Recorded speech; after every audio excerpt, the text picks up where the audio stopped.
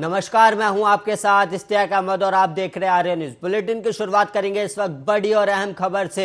यमुना नदी का जलस्तर बढ़ने से बड़ी परेशानी, गांव में भी घुसा है पानी और फतेहपुर के जावड़गंज इलाके में लगातार बारिश के कारण यमुना नदी का जलस्तर बढ़ा, जिससे लोगों के घरों में भी पानी घुस आया और कई ग्रामीण बाढ़ के पानी में फंसे हैं। और वहीं आपको बता दें कि मौके पर पहुंचकर जिला प्रशासन ने कार्रवाई की और बाढ़ में फंसे लोगों को बाहर निकाला। इस वक्त की बड़ी और अहम खबर जो कि फतेहपुर से है, जहां पर बाढ़ में लोग फंसे हुए हैं और जिनको राहत बचाव का काम वहां पर जारी है। और फतेहपुर यमुना नदी का जल स्तर बढ़ा हुआ है। इस वक्त की बड़ी और अहम खबर, जहां पर जल स्तर बढ़ने से गांव में परेशानी बढ़ गई है। और वहीं आपको बता दें, बाढ़ के पानी गांव में भी आने लगा है और कई ग्रामीण बाढ़ के पानी में फंस गए हैं, जिसके बाद वहां पर जिला प्रशासन की तरफ से राहत और बचाव का कार्य जारी है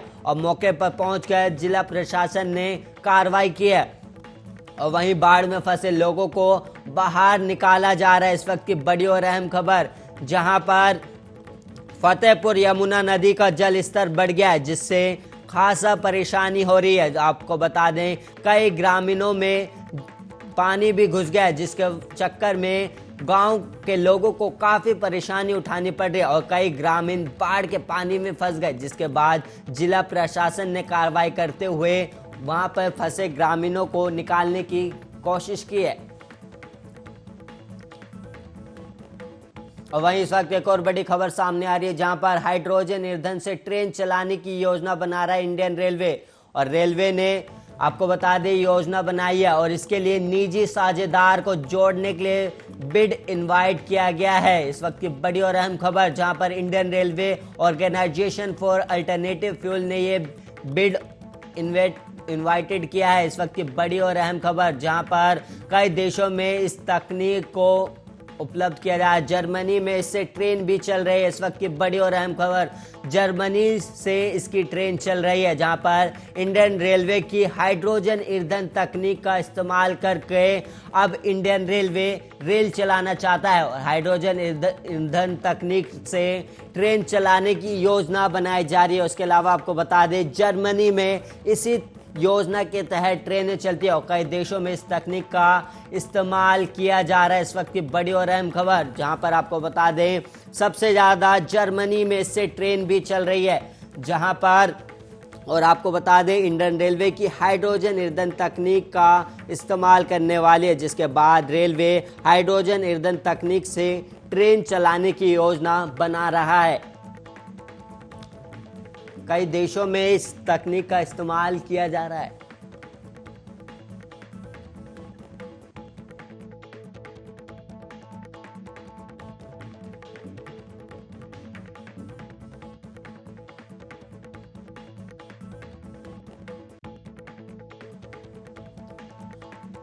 और वहीं जालौन जिले के कंथोट, रामपुरा, कालपी, कदोरा, जगमपुरा से निकलने वाली 6 नदियों ने तबाही मचा रखा है। चारों तरफ सिर्फ तबाही का ही मंजर नजर आता है। हालत यह है कि 80 किलोमीटर के क्षेत्र में लगभग 50 से ज्यादा गांव डूब गए और वहीं प्रशासन के द्वारा बचाव कार्य जारी है और नदियों का जल स्तर बढ़ने से बाढ़ के पानी ने तांडव मचा दिया है। लोग अपने घरों में कैद हैं तो जानवरों की जान भी आफत में पड़ गई। कई दिनों से यमुना, चंबल और बेतवा नदी का जल स्तर बढ़ रहा था, तो वहीं राजस्थान के कोटा बैरेज से छोड़े गए 17 लाख क्यूसेक पानी ने कई गांवों को अपने गिरफ्त में ले लिया।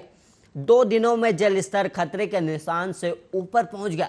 सबसे ज्यादा कालपी और रामपुरा के क्षेत्र से इस बाढ़ से प्रभावित हुए हैं और इन क्षेत्रों के गांव में प्रशासन की तरफ से लगातार रेस्क्यू अभियान चलाया जा रहा है। एसडीआरएफ की टीमों के साथ आर्मी की बटालियन भी लोगों की जान बचाने का प्रयास कर रही है और प्रशासन की कोशिश है कि कैसे भी लोगों को सुरक्षित स्थानों पर पहुंचाया जाए, जिससे कोई जनहानि ना हो पाए। और गांव की गलियों और सड़कों से गुजरता हुआ पानी अब हाईवे और घरों के अंदर तक पहुंच गया। एसडीएम कौशल किशोर ने बताया कि अगर किसी डैम से पानी ना छोड़ा गया हो तो जल स्तर घट सकता है। फिलहाल नदी खतरे के निशान के ऊपर बह रहा है और उन्होंने बताया कि 25 गांव इससे प्रभावित हुए हैं और एसडीआरएफ के साथ एनडीआरएफ की टीम में बचाव कार्य में लगी हुई है और जालौन से औरैया हाईवे भी जलमग्न हो गया। तो वहीं गांव के संपर्क मार्ग भी टूट चुके हैं। लोगों को सुरक्षित स्थानों पर ले जाकर उन तक राहत सामग्री भी पहुंचाई जा रही है।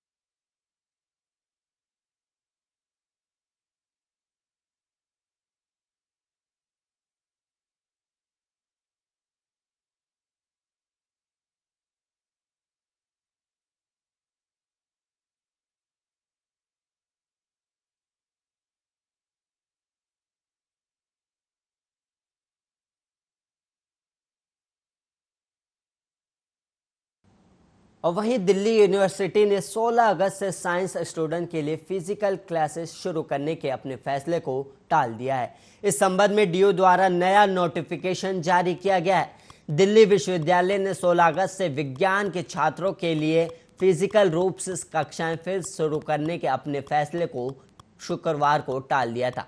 और दरअसल विश्वविद्यालय ने बृहस्पतिवार को एक ऑफिशियल नोटिफिकेशन जारी किया कर और घोषणा की थी कि कोरोना वायरस मामलों में गिरावट के मद्देनजर साइंस के छात्रों के लिए फिजिकल रूप से कक्षाएं आयोजित की जाएंगी, जिसके बाद शिक्षकों के एक वर्ग ने छात्रों को परिसर में बुलाने के विश्वविद्यालय के फैसले पर नाराजगी व्यक्त की थी। और वहीं अब रजिस्ट्रार विकास गुप्ता द्वारा जारी नए नोटिफिकेशन में कहा गया है कि विश्वविद्यालय और उसके कॉलेजों में साइंस कोर्सेज के पीजी और यूजी कार्यक्रमों के लिए 16 से भौतिक तौर पर कक्षाएं संचालित करने से संबंधित निर्देश को टाल दिया गया है। हालांकि इसको लेकर गुप्ता ने शुक्रवार को कहा कि भाषा निर्णय को इसलिए टाला गया है क्योंकि दिल्ली आपदा प्रबंधन प्राधिकरण ने स्कूलों और कॉलेजों को फिर से खोलने के बारे में कोई दिशा निर्देश जारी नहीं किया। परिसर को फिर से खोलना दिशा निर्देशों का उल्लंघन होता, हम इंतजार करेंगे।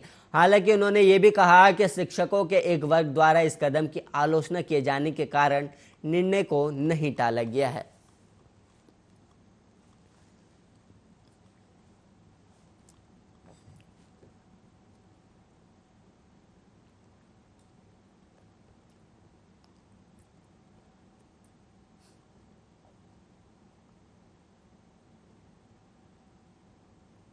यूपी के बांदा जिले में एक महिला का आज जला शव मिलने से हड़कंप मच गया। महिला लापता बताई जा रही थी। शव मिलने की सूचना पुलिस को दी गई।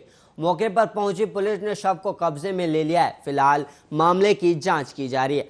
नगर कोतवाली के प्रभारी निरीक्षक भास्कर मिश्रा ने शनिवार को बताया कि शुक्रवार को पुलिस लाइन के नजदीक चांदमारी मैदान के गड्ढे से 35 वर्षीय महिला का अर्ध जला शव बरामद हुआ। और मृतकों की पहचान शहर के जरेली कोठी मोहल्ले की रहने वाली सफ़ी उन निशा पत्नी शाकिर के रूप में हुई।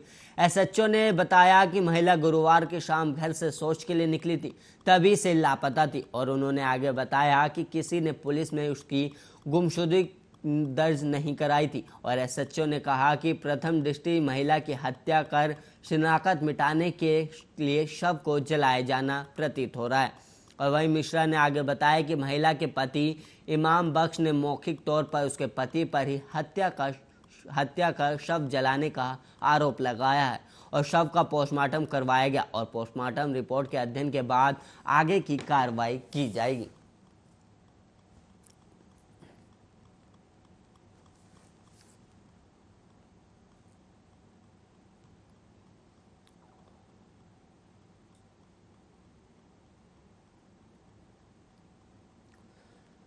देश के तमाम राज्यों में स्कूल कॉलेज फिर से खोलने की प्रक्रिया जारी है और इस कड़ी में तमिलनाडु सरकार ने भी घोषणा की है कि राज्य में 1 सितंबर से 9वीं से 12वीं कक्षा के लिए स्कूल खोल दिए जाएंगे। तमिलनाडु की सरकार ने 9वीं से 12वीं कक्षा तक के छात्रों के लिए 1 सितंबर से स्कूल खोलने का प्रस्ताव दिया है और इसी के साथ राज्य में 16 अगस्त से मेडिकल कॉलेजों को फिर से खोलने की अनुमति दे दी गई है। और राज्य के मुख्यमंत्री M.K. स्टालिन ने राज्य में कोविड-19 के मामलों में मामूली बढ़ोतरी को देखते हुए स्थिति की समीक्षा करने के बाद ये फैसला लिया है।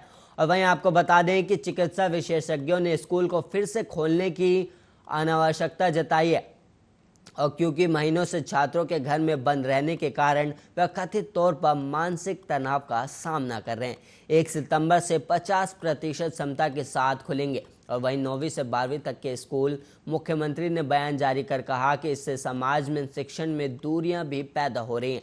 और उन्होंने आगे कहा कि साथ ही कई बच्चों की ऑनलाइन शिक्षा तक पहुंच नहीं है। और वहीं स्टालिन ने आगे कहा कि विभिन्न तबके के सुझावों पर विचार करते हुए प्रस्तावित किया गया है कि कोविड-19 की मानक संचालन प्रक्रिया का पालन करते हुए 9वीं, 10वीं और 11वीं और 12वीं की कक्षाओं को फिर से 1 सितंबर से आधी क्षमता के साथ खोली जाए। और उन्होंने कहा कि स्कूल में शिक्षा विभाग से कहा गया है कि इस सिलसिले में प्रारंभिक कार्य शुरू कर दें।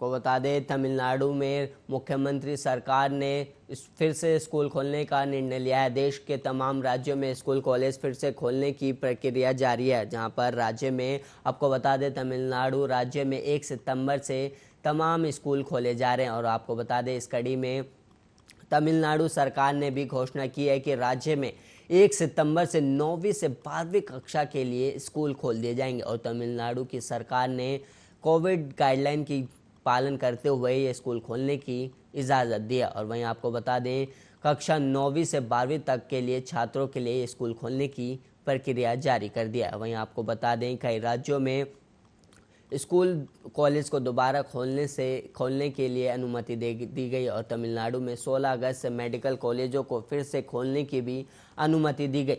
और तमिलनाडु के मुख्यमंत्री M.K. स्टालिन ने राज्य में कोविड-19 के मामलों में मामूली बढ़ोतरी को देखते हुए स्थिति की समीक्षा करने के बाद यह फैसला लिया है कि वो 1 सितंबर से स्कूल में 9वीं से 12वीं कक्षा के लिए स्कूल खोल दिए जाएंगे। और वहीं आपको बता दें कि 50% क्षमता के साथ स्कूल खोले जाएंगे। और वहीं इसको लेकर स्कूल को फिर से खोलने की आवश्यकता जताई है, क्योंकि महीनों से छात्रों के घर में बंद रहने के कारण वह कथित तौर पर मानसिक तनाव का सामना कर रहे हैं। और इसके अलावा आपको बता दें मुख्यमंत्री ने ये बयान जारी कर कहा कि इससे समाज में शिक्षण में दूरियां भी पैदा हो रही है, जिसकी वजह से स्कूल खोलने का निर्णय लिया गया। और उन्होंने कहा कि साथ ही कई बच्चों की ऑनलाइन शिक्षा तक पहुंच पाना मुश्किल है। और स्टालिन ने कहा कि विभिन्न तबके के सुझावों पर विचार करते हुए प्रस्तावित किया गया है कि कोविड-19 की मानक संचालन प्रक्रिया का पालन करते हुए 9वीं, 10वीं और 11वीं और 12वीं की कक्षाएं 1 सितंबर से आधी क्षमता के साथ खोली जाएं। और उन्होंने कहा कि स्कूल विभाग शिक्षा के लिए कहा गया है कि इस सिलसिले में शिक्षा विभाग प्रारंभिक कार्य शुरू कर दें।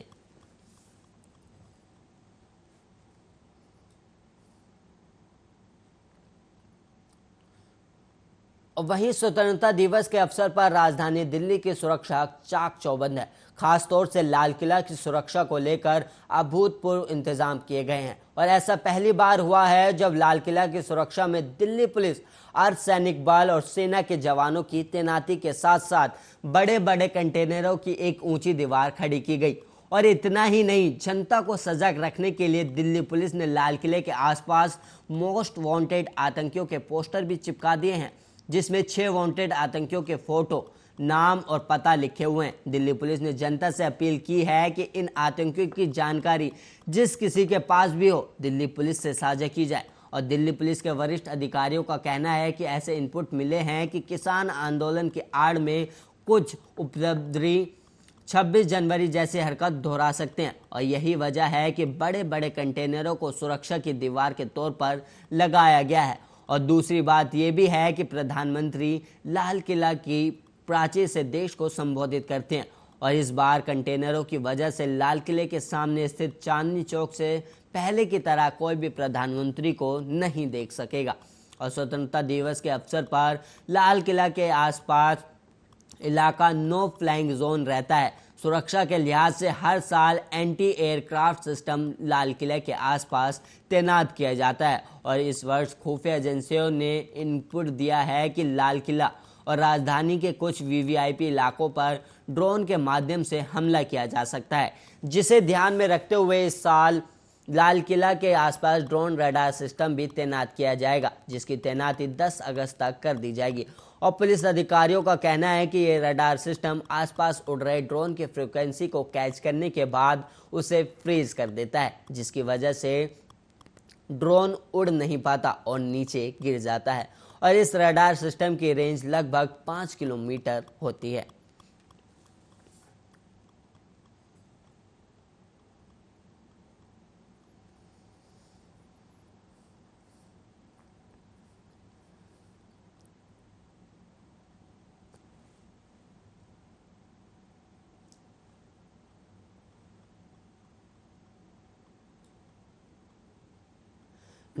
लाल किला पर 15 अगस्त को लेकर लाल किला की सुरक्षा बढ़ा दी गई है इस वक्त की। और आपको बता दें, स्वतंत्रता दिवस पर इस साल लाल किला के सामने चांदनी चौक के पास से जो पहले चांदनी चौक के इलाके के लोग प्रधानमंत्री को देख पाते थे, लेकिन इस बार वो नहीं देख पाएंगे। सुरक्षा के लिहाज से बड़े बड़े कंटेनर लगाए गए हैं।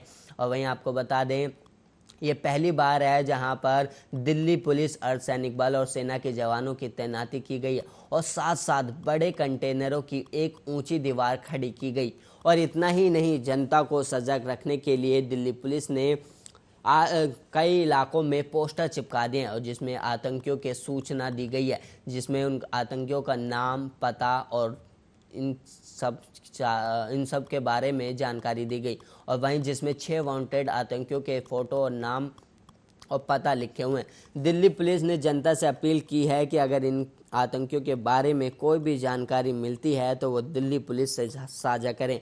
और वहीं दिल्ली पुलिस के एक वरिष्ठ अधिकारियों का कहना है कि ऐसे इनपुट मिले हैं कि किसान आंदोलन के आड़ में कुछ उपद्रवी 26 जनवरी जैसी घटना को दोबारा दोहरा सकते हैं। यही वजह है कि बड़े बड़े कंटेनरों की सुरक्षा की दीवार के तौर पर लगाया गया। और दूसरी बात ये भी है कि प्रधानमंत्री लाल किले की प्राचीर से देश को संबोधित करते हैं और इस बार इन कंटेनरों की वजह से लाल किले के सामने स्थित चांदनी चौक से पहले की तरह कोई भी प्रधानमंत्री को नहीं देख सकेगा। स्वतंत्रता दिवस के अवसर पर लाल किला के आसपास का इलाका नो फ्लाइंग जोन रहता है और सुरक्षा के लिहाज से हर साल anti aircraft system Lal Qila के आसपास तैनात किया जाता है। और इस वर्ष खुफिया एजेंसियों से इनपुट मिला है कि लाल किला और राजधानी दिल्ली के कुछ वीवीआईपी इलाकों पर ड्रोन के माध्यम से हमला किया जा सकता है, जिसे ध्यान में रखते हुए इस साल लाल किला के आसपास ड्रोन रडार सिस्टम भी तैनात किया जाएगा, जिसकी तैनाती 10 अगस्त तक कर दी जाएगी। और वहीं पुलिस अधिकारियों का कहना है कि ये रडार सिस्टम आसपास उड़ रहे ड्रोन की फ्रीक्वेंसी को कैच करने के बाद उसे फ्रीज कर देता है, जिसकी वजह से ड्रोन उड़ नहीं पाता और नीचे गिर जाता है। इस रडार सिस्टम की रेंज लगभग 5 किलोमीटर होती है।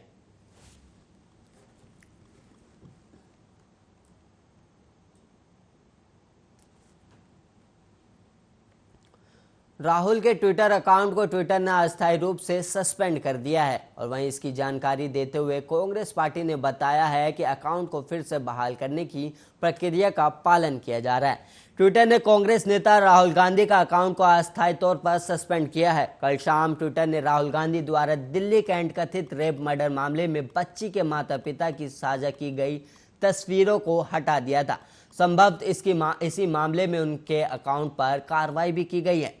राहुल ने ट्विटर अकाउंट को अस्थायी रूप से सस्पेंड किए जाने की जानकारी देते हुए कांग्रेस पार्टी ने बताया है कि अकाउंट को फिर से बहाल करने की प्रक्रिया का पालन किया जा रहा है। राहुल गांधी ने ट्विटर की बजाय इंस्टाग्राम के जरिए नीरज चोपड़ा और बजरंग पूनिया को ओलंपिक मेडल की मुबारकबाद दी और राहुल के ट्वीट न करने से उनके अकाउंट सस्पेंड होने के कयास लगाए गए थे और बाद में कांग्रेस पार्टी ने ही ट्वीट कर इसकी पुष्टि भी कर दी। हालांकि आधिकारिक तौर पर यह नहीं बताया गया है कि राहुल के ट्विटर अकाउंट को किस वजह से अस्थायी तौर पर बंद किया गया है।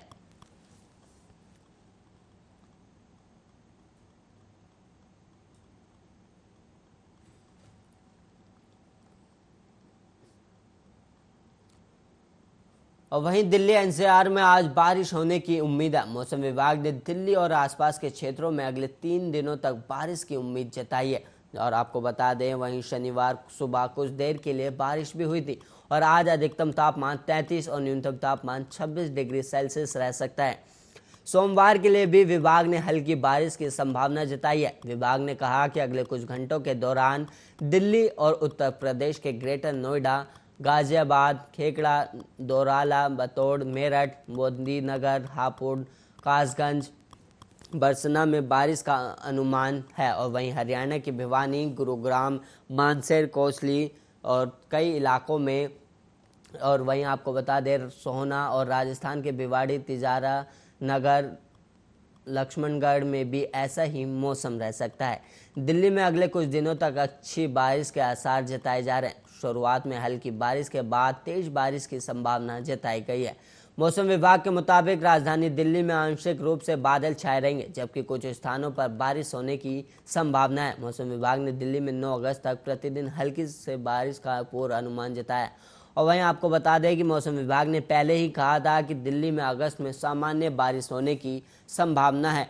और वहीं यूपी, मध्य प्रदेश, पूर्वी राजस्थान, पश्चिम बंगाल के कुछ हिस्सों में, बिहार के कुछ हिस्सों में, और वहीं आपको बता दें सिक्किम के अलग अलग हिस्सों में, जम्मू कश्मीर के कुछ हिस्सों में, हिमाचल प्रदेश और उत्तराखंड में हल्की से मध्यम बारिश होने के साथ कुछ स्थानों पर भारी बारिश भी हो सकती है।